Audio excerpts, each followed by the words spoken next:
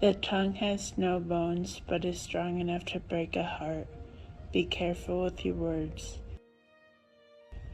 Words Can Hurt, a FCCLA Digital Story for Change by Hodge and Nguyen. According to my mom, I was a happy little kid.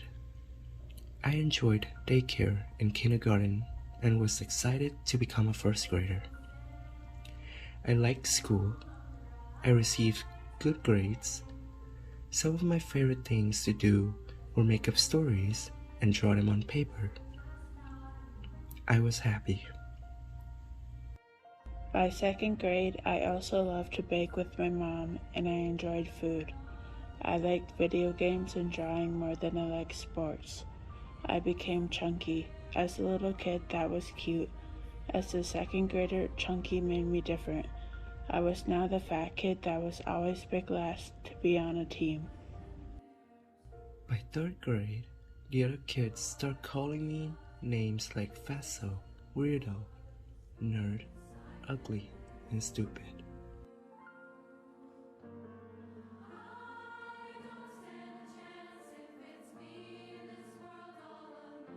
By fifth grade, I no longer wanted to go to school. My grades were no longer A's and B's. By sixth grade, I had no friends, not even one. I was heartbroken. By seventh grade, I was failing all of my classes. My mom yelled at me. I yelled back, full of frustration. I told her that my teachers wouldn't accept late work. My homework was done, but it was in the hallway. The hallway was a bad place. It was there that I was teased, kicked, pushed, and tripped. When I sat down at a cafeteria to eat, the other kids would get up and leave. I often ate alone.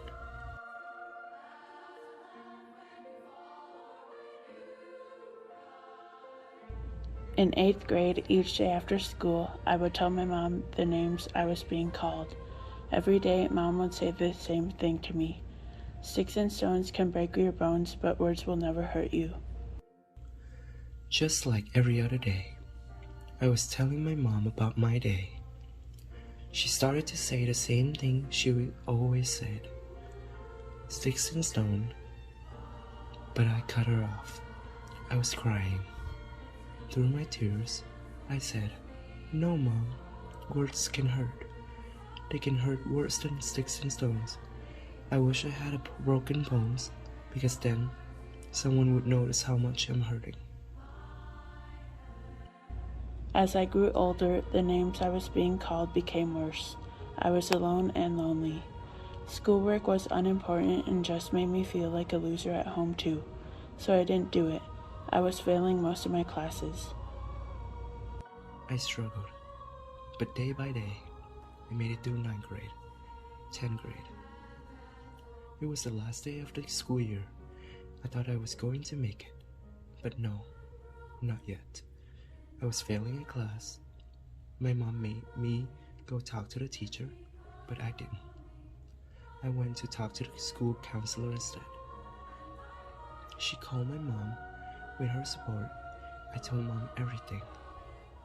I told her that although I knew I would never take my own life, I hated going to bed. In those moments, after going to bed and before falling asleep, I would think how wonderful it would be if I just wouldn't wake up. I knew the pain I felt would go away.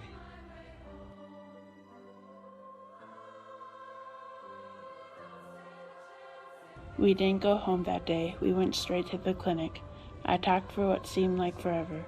I spent a year in therapy learning how to be whole and happy again. I learned how to have confidence and believe in myself. The rest of high school was good. I had a few good friends, good grades, and graduated. I thank the school counselor for being there. I thank her for saving my life. I am lucky. I can share my story because I lived. My story has a happy ending.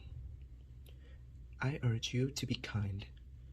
Your words can be stronger than sticks or stones. Don't use them to break others. If you can't be kind, be quiet.